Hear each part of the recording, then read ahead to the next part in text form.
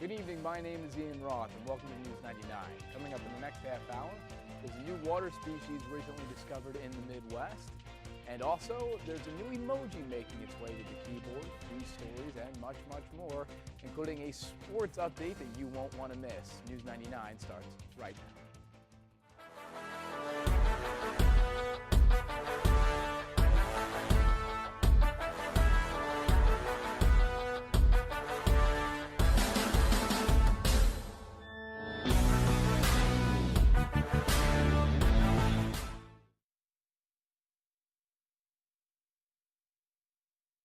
What's been happening on the Millersville campus?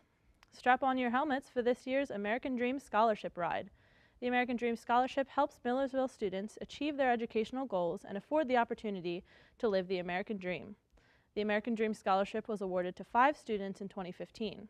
This year, the university hopes to increase the number of students who receive the scholarship. The event will take place on September 17th from 7:30 to 11 a.m. The starting line is located at the Winter Visual and Performing Arts Center. For more information on how to sign up, go to the Millersville website. Tomorrow, September 15th from 8 to 11 p.m., the Sidamar players are hosting Improv Molotov. This event will take place in the Student Memorial Center, room 114. This year's theme is Improv in the Rain. Come out for a night of free laughs and lots of fun. Millersville University's undergraduate admissions office is going paperless. In doing so, the office will save about 105,000 sheets of paper and reduce greenhouse gas emissions by over 2,000 pounds within 1 year. The admissions office is able to go paperless by utilizing Slate software for their record keeping. By using this software, they are able to recognize prospective student applications, transcripts, and other paperwork in a convenient and environmentally friendly way. Feeling a little homesick? Sign up for the Parent and Family Weekend taking place on September 23rd through September 25th. Events include performance by juggler Nick Pike, Marauder Tailgate, the Philharmonics, men's and women's soccer games, and much more. You can sign up for these various events on the Millersville website. When we come back, we'll have the latest in your local headlines. Stay tuned, News 99 will be right back.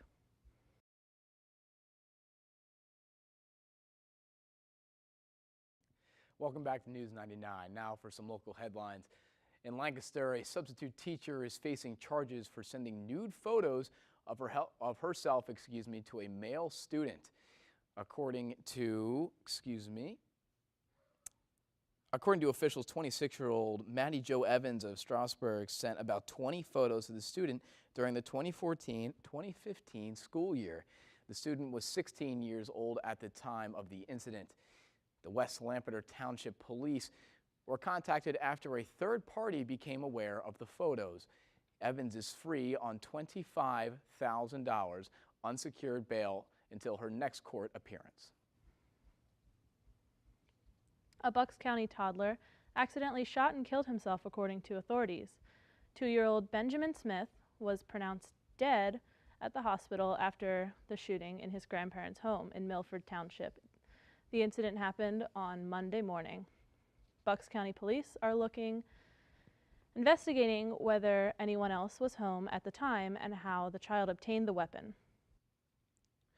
2 people were shot near a small field in York during a William Penn versus McCaskey football game. Police have now issued an arrest warrant for a teenager involved in the shooting. Officials, are searching for 16-year-old, The 16-year-old Stephen Brown of Reading. Brown is suspect in several other shootings with York City and is considered to be armed and dangerous. Both of the victims from the football game shooting are in stable condition. The Pennsylvania Treasury has just drawn $1.2 billion in order to pay the state's bills. So far this fiscal year, the state has borrowed almost $2 billion to make ends meet. Treasurer Timothy Reese says borrowing money, quote, illustrates Pennsylvania's poor financial health. The state needs to pay back the money, including interest, by June 20th, 2017.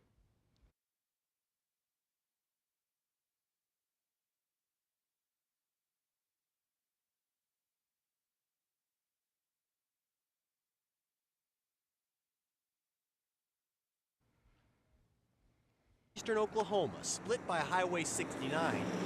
Savannah is a haven for truck drivers. But the local night's in a haven for crime. 3 calls a week down there, sometimes 3 calls a day. This thing has just kind of festered into a problem. Chief David has been on the force since its inception, watching hotel management, he says, go from bad to worse. Most recently, headed by Shannon Folsom. And when this lady was hired, I told the management that I didn't think she was a part of the solution, she was part of the problem. Now she's part of the past, thanks to an angry tenant and an idle threat.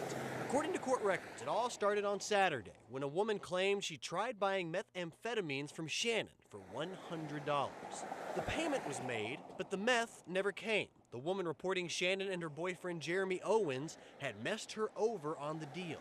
The two taunting the woman, saying she could always call the cops. So she did. Task force picked up information that they were selling drugs, so they got a warrant and they come down with our officer and served that warrant. Police reportedly found a number of questionable items, all in the presence of a 2-year-old child. Owens and Folsom were swiftly arrested. The night's in, now under new management. They got a new lady down there, and she's taken over, and we'll see what happens. A 15-year-old Saudi girl living in Berlin is proposing a new emoji of a woman wearing a hijab.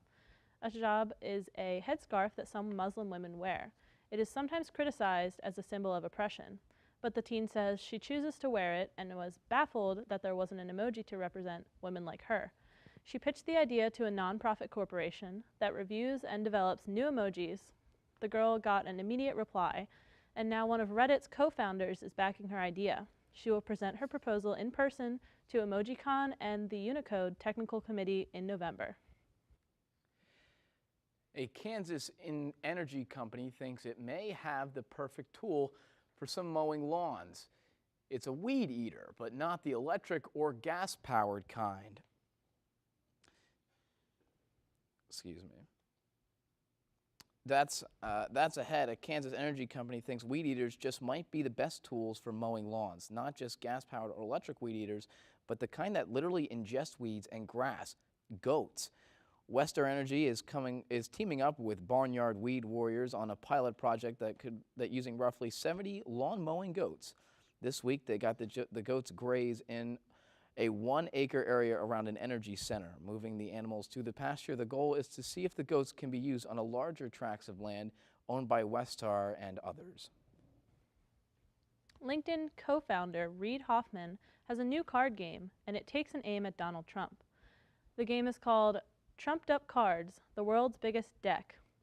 It's similar in scope to Cards Against Humanity, where players throw out their best or absurd responses to questions on the cards. Trumped Up Cards feature questions of a more political bent and are not flattering to the Republican presidential nominee. It also features dozens of trump cards to give players an advantage.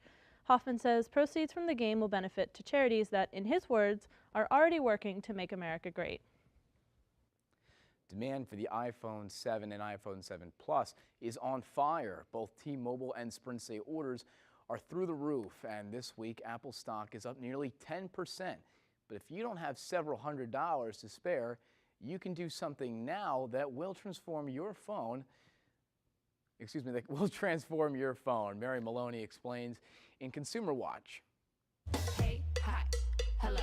People seem to be all about Apple. Pre-sales for the iPhone 7 and 7 Plus are the biggest in T-Mobile's history. The demand around the iPhone 7 is just incredible. At Sprint, pre-sales are up more than 375% in the first 3 days, compared to the time they released the 6S last year. Both offer promotions to receive a new 7 free. Of course, you have to trade in an eligible phone and sign a 2-year contract. If you want to keep your phone or simply don't have an extra $650 around, install the new operating system, iOS 10. You can see headlines, your calendar, the weather, even pending Amazon orders without unlocking your phone. Speaking of unlocking, no more swiping. Now just press the home screen. Messages also get a big upgrade. Doodles, bouncing text bubbles, animations, and more, all to make messages more expressive. And you could filter through your photos to search for faces, dates, or locations, which is similar to Google Photos. You may want to wait to download iOS 10 until the first minor update, just so you miss a few known bugs. But if you need this now, go to Settings, General, Software Update to get the new software. For Consumer Watch, I'm Mary Maloney. Football season is finally here. When we come back, we'll have all the details for you sports fans. News 99 will be right back after these commercials.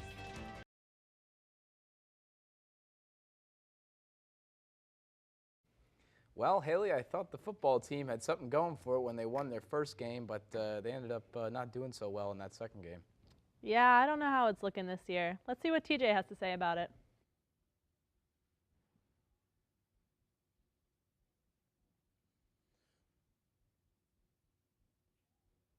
The Millersville Marauders football team took on Seton Hill on Saturday. Unfortunately, our Marauders fell in a hard-fought game with a final score of 38-24. Millersville opened the scoring with a 39-yard touchdown reception by Christian Kemp from J.J. Page. The lead would not last long as Seton Hill struck back. Seton Hill took the lead with a field goal by the end of the first quarter. Throughout the rest of the game, the teams went back and forth until the fourth quarter when Seton Hill pulled away with 2 unanswered scores.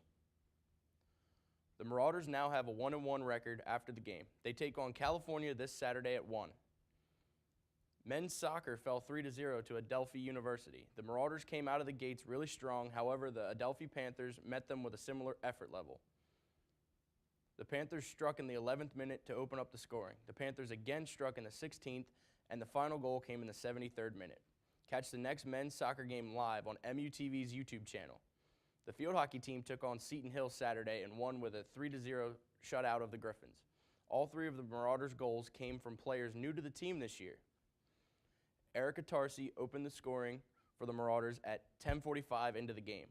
Rachel Cox tacked on another point at 13:29, and Ariana Grays added the final point at 64:47 to give the Marauders the 3-0 shutout. Now on to the action on Monday night. Josh Norman takes the field in his Redskins debut.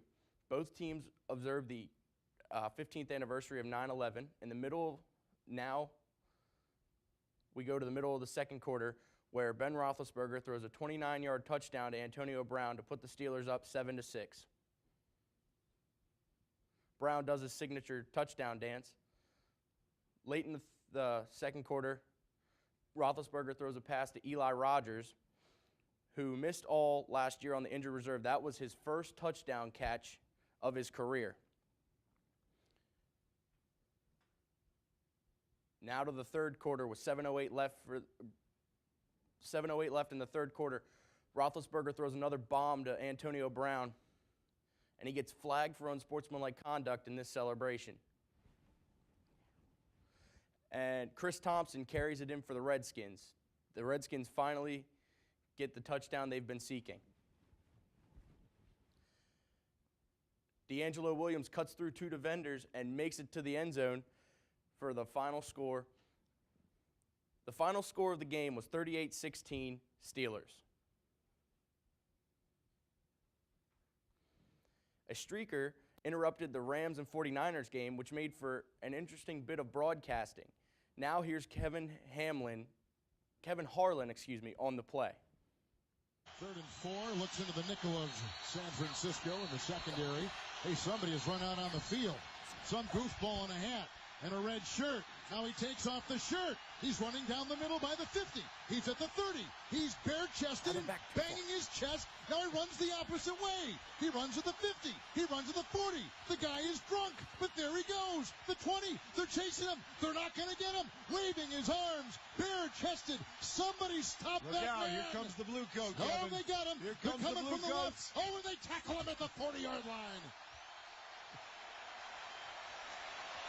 Oh, that was the most exciting thing to happen tonight. I tell you what, that was a great call on your part. That was a great call. Catch more football tonight on Thursday Night Football when the Jets take on the Bills. For more sports news, Watch the pregame watch In the Zone, Mondays at 6 here on MUTV 99.1, or listen to the pregame on 91.7 WIXQ on Friday nights at 10. Thanks, TJ. After the break, we'll have a few more stories that you won't want to miss. Stay tuned.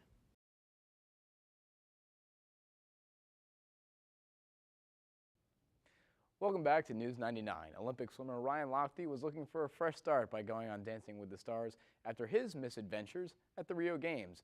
But protesters rushed the stage as Lochte finished his routine Monday. Jeannie Moos shows what viewers at home didn't see. We're used to seeing Olympic swimmer Ryan Lochte do the freestyle, not the foxtrot. Foolish alibi. There he was, doing something he says he's never done, when suddenly Dancing with the Stars became protesting one of them. The two protesters who jumped on stage didn't touch anyone.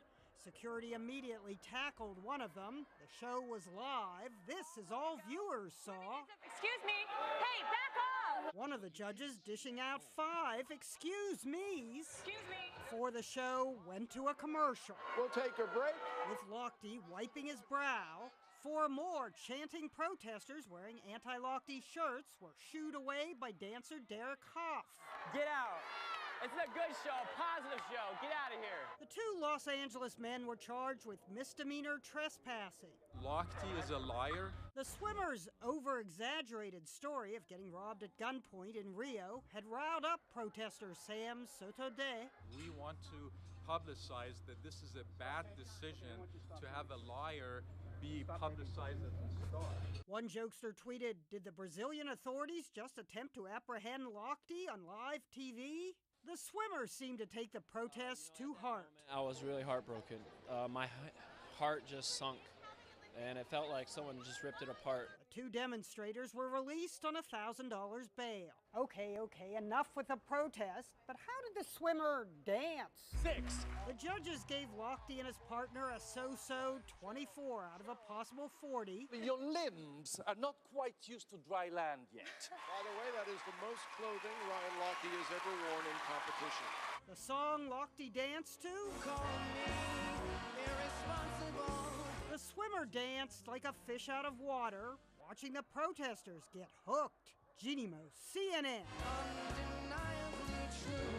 New York. A NASA weather satellite picked up this striking image of a typhoon Maranti as it hit the Philippines early yesterday. In it, you can see a streak of lightning just atop the eye of the storm. The infrared image was captured thanks to a nearly full moon providing tons of light. The powerful storm also hit China and southern Taiwan, causing at least one death. Nearly 1 million households are without power. Maranti is the strongest typhoon since Super Typhoon Haiyan devastated the Philippines in 2013. An unexpected find in Missouri's Lake of the Ozarks. A resident spotted a jellyfish in the water. Reporter Garrett Borgeist spoke to the U.S. Geological Survey to find out if the freshwater jellyfish really exists. Taylor Kelly was swimming off her family's dock on Sunday when she saw something in the water. At first I was thinking like somebody like littered and there was like plastic in the water. And then when we noticed that there was a couple, we were like, whoa, what is that? Turns out it was a freshwater jellyfish. Taylor's brother Elijah couldn't believe his eyes. A clear jellyfish about the size of a quarter. I was like, that's not real. It's a jellyfish in the lake. When Taylor and her friend Maya told Taylor's father, he thought they were making it up. I've lived here all my life and I've never seen a freshwater jellyfish, and by golly, they had a few. They caught 3 of them. The U.S. Geological Survey says the freshwater jellyfish is native to China. However, it currently lives in 44 U.S. states. It eats plankton and occasionally fish eggs. Scientists aren't sure what environmental impact it has, but say it poses no threat to humans. I thought it was just amazing that we had jellyfish here. I used to live in California, so I'd been to the beaches where there's jellyfish, and they're huge there, but we have them here just in the fresh water, and they're just about this big as a quarter, a penny. Are you going to look for more jellyfish in the future? Probably. Probably. It'd be really cool. At the Lake of the Ozarks, Garrett Bergquist, KRCG 13. I do all the time. Haley, I really commend Ryan Lochte for doing what he did. Yeah. Listen, it's not because he survived the bum rush, it's because he's looking for a fresh start. And hopefully I can go on Dancing with the Stars after this episode of News 99 and get a fresh start as well. Haley, what dance am I going to do? Oh, I could see you doing like the jive. The jive? Fun fact, I know salsa. I'm a pretty good salsa. I came in second place in high school for my school in salsa dancing. Really? That's a fact. That is real. You can look that up. So maybe when I go on next season, wink, wink, it's not actually going to happen, but maybe you'll see me doing the tango. Do I get to choose my partner? Is that how they do it? No, I think they pair you up with someone. What if you don't like them? I don't know. Well, anyway, for our whole production team here at News99, for Haley Dennis and me, Ian Roth, we'll see you next week on News 99.